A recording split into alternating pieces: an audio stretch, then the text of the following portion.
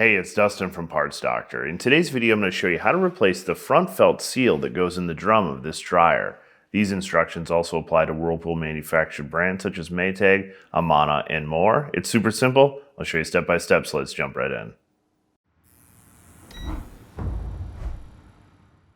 The front drum seal creates a seal between the dryer drum and the cabinet to keep heat and airflow moving through the drum as designed. This helps maintain efficient drying and prevents clothing or lint from entering the space between the drum and housing. Over time, the seal can wear, tear, or become compressed from heat and friction. When this happens, you may hear scraping noises, notice longer drying times, or see clothing get caught between the drum and the cabinet. Replacing a worn drum seal restores proper airflow, reduces noise, and helps the dryer operate efficiently. This video shows you how to replace the front drum seal on this dryer. While the process is similar, the rear seal uses a different part number and includes high-temperature adhesive, while the front seal does not. Replacing both seals at once may be cost-effective and prolong the life of your dryer. If you need to purchase a front felt drum seal for your dryer, you can check out our website, partsdoctor.com. We offer fast shipping and only sell manufacturer-approved genuine replacement parts for all major appliance brands. Tools needed for this repair: a 1/4 inch and 5/16 nut driver or socket, needle nose pliers, Phillips head screwdriver, a putty knife, and at least 4 clamps to hold the seal in place. Before working on any appliance, please remember to disconnect it from the power. Do not forget to disconnect the exhaust vent hose on the rear of the machine before moving the dryer. Some edges or components may be sharp, so the use of protective gloves is recommended.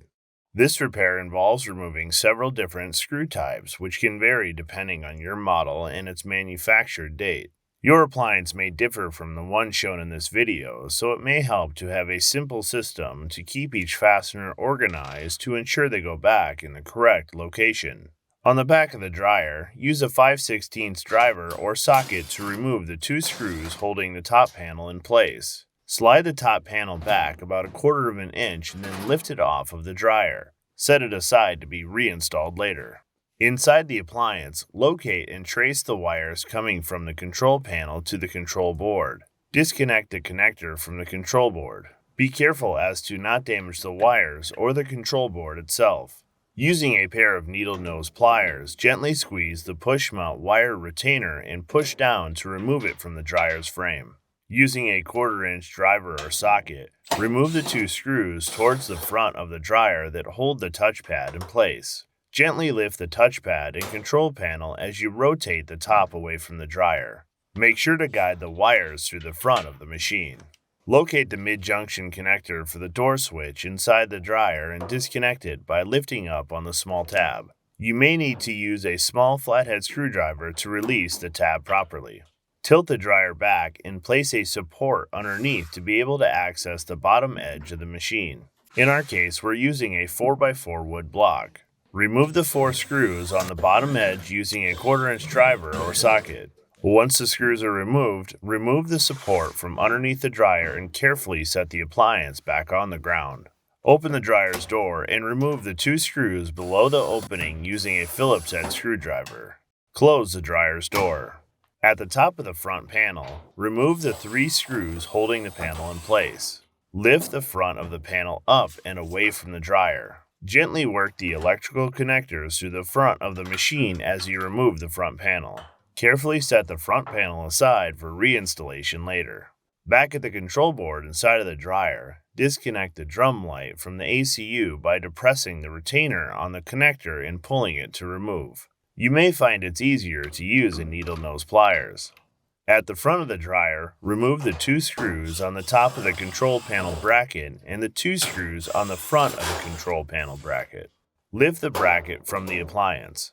Disconnect the wires to the moisture sensor by pressing the 2 retainers and pulling the wires apart. Using a 1/4 inch driver or socket, remove the screw towards the bottom of the dryer holding the air duct retainer clip in place. Rotate the clip towards the front of the dryer to remove it. Remove the 4 screws holding the front bulkhead in place.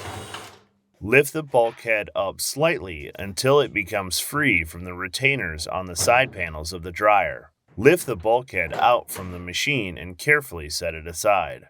To access the dryer's drive belt, reach into the gap between the dryer's drum and the blower fan.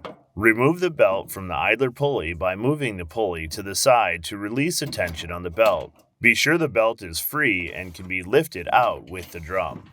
Remove the dryer's drum by lifting it with the drive belt and carefully pulling it from the front of the machine. When removing the drum, place it down with the front seal facing up. The front opening is slightly larger than the opening on the rear of the drum. If the seal has already started to come off the drum, start peeling it from that spot. Pull up the felt seal until you work your way around the entire drum.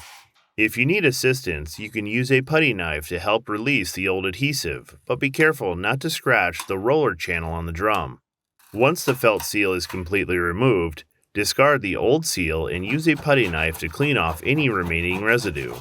You can clean the rim of the drum if you need to, but be sure that the surface is not oily or greasy after cleaning. For best results, the edge of the tub should be clean and free of any remaining adhesive or residue. If you need to purchase a new front felt drum seal, avoid cheap, knockoff parts and make sure that you get a manufacturer certified replacement part like the ones that we sell on our website, partsdoctor.com. We'll leave a link for the seal and the high temperature adhesive in the description below. Search with the model number from the tag on your dryer to be sure that you get the correct part. To install, slide the felt seal over the lip of the drum with the black band to the outside of the drum. The other side of the seal will fit over the lip of the dryer drum. Hold the felt seal in place with a clamp. Moving around the drum like a clock, place another clamp at the 3 o'clock position. Continue sliding the seal on the drum and place the clamps at least the 6 and 9 o'clock positions on the drum. You may need to use additional clamps to initially hold the seal onto the drum. To make applying the adhesive easier, we are going to carefully place the dryer drum on its side. Be careful to not let the clamps hit the ground. You can use a couple blocks on the ground to keep it from rolling. Some have found it useful to use painter's tape around the edge of the drum to catch any excessive adhesive. If the adhesive runs and dries on the roller channel, it can cause a thumping sound or cause the drum rollers to wear prematurely. Working in sections between the clamps, carefully pull back the seal and apply a bead of adhesive. Let the adhesive sit on the surface for 60 seconds before firmly pushing the felt seal onto the adhesive. When you complete a section between the clamps, carefully move a clamp to a spot that you just glued.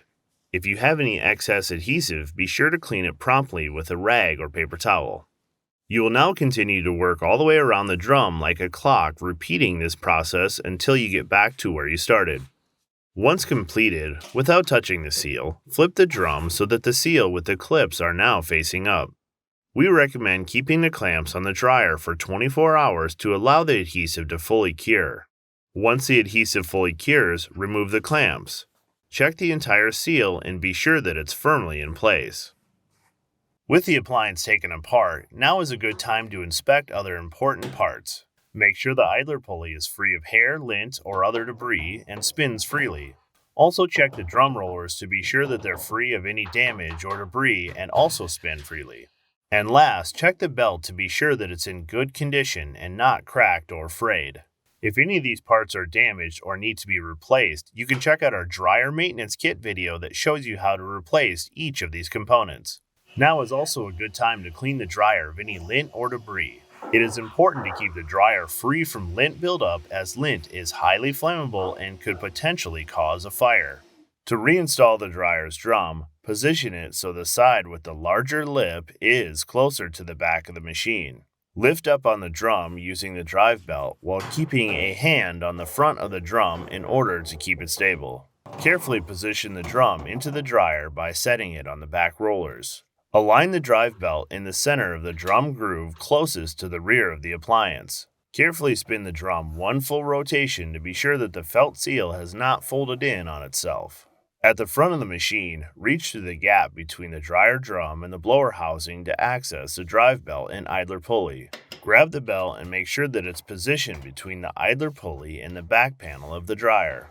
Route the belt around the motor pulley, then reach through with your other hand to lift the idler pulley towards the motor. Slide the belt over the roller onto the groove of the idler pulley. Confirm that the belt is seated correctly on the pulley system and that it is not twisted. Slowly rotate the drum one full rotation to verify that the belt is properly installed. Please only rotate the drum clockwise. Turning it counterclockwise can cause the belt to slip off the idler or motor pulleys. Align the bulkhead to the front of the dryer and insert the heat shield between the drum and the dryer lint duct. Make sure that the drum is sitting on the two rollers on the inside of the bulkhead. Set the bulkhead onto the tabs of the side panels to hold it in place. Make sure the sides of the bulkhead rest inside the dryer's frame. Make sure the wires connected to the bulkhead lay over the top so they can be properly reinstalled to the control board. Reinstall the 4 screws that lock the bulkhead into place. Spin the drum clockwise once more to ensure that the drum is sitting properly on the front rollers and that the front felt seal is not folded over. Reconnect the moisture sensor and make sure that the tabs on either side of the connector are locked into place. Towards the bottom of the dryer, hook the air duct clip through the housing and rotate down so that the bottom of the clip rests on the dryer's frame. Reinstall the screw to hold the air duct clip into place. To reinstall the control panel bracket, align the retainers on the bracket with the slots on the side panels of the dryer. Insert the retainers into these slots and push down slightly. Reinstall the 2 screws in the front and the 2 screws on the top so that the bracket is locked into place. Align the front panel with the bulkhead and feed the door switch connector through the front of the machine. Lift the front panel up and set it on the retaining tabs. The screw holes on the front panel should be aligned with the holes in the control panel bracket. Reinstall the 3/4 inch screws that hold the front panel into place. Open the dryer's door and reinstall the 2 Phillips head screws directly below the dryer's opening and close the door. Once again, tilt the machine back and prop it up on a support. Reinstall the 4 screws at the bottom of the front panel. You may need to push up slightly on the front panel to get it to align properly. Remove the support and carefully set the dryer back down on the floor.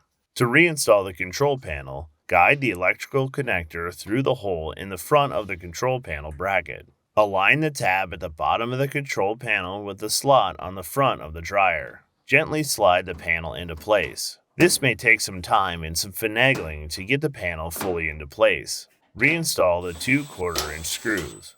At the top of the machine, reinsert the push mount cable tie on the control panel's wired into its designated spot on the dryer's frame. Then, reconnect the electrical connector to the ACU. Be sure the connector is securely in place and will not come loose from the control board.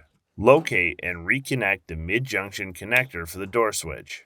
Find the wire to the drum light and reconnect it to the ACU, making sure that it is securely locked into place. To reinstall the top panel, align it with the top of the dryer about a 1/4 inch offset from the control panel and slide it forward. Reinstall the 2 screws at the back of the dryer to secure the top panel into place. Reconnect the dryer's exhaust and power and run the dryer to make sure everything is working properly. Your dryer is now ready to use. Alright, that'll do it for this repair. As always, I'm Dustin with Parts Doctor. Until next time, thanks for watching, and we'll see you later.